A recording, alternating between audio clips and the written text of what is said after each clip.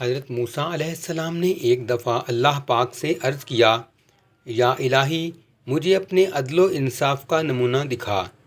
فرمایا، اچھا فلاں مقام کی طرف چلے جاؤ، وہاں میرے انصاف کا نمونہ دیکھ لو گے۔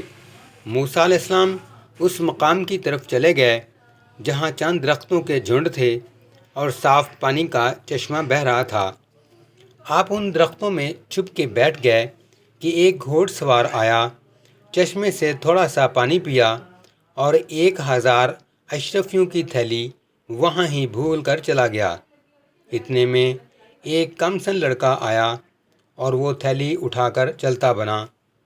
اس کے بعد ایک اندھا شخص آیا اور چشمے سے وضو کرنے لگا، مگر ادھر سوار جب تھوڑی دور پہنچا تو تھیلی یاد آئی تو فوراً پلٹ کر چشمے پر آیا اور اندھے سے پوچھا۔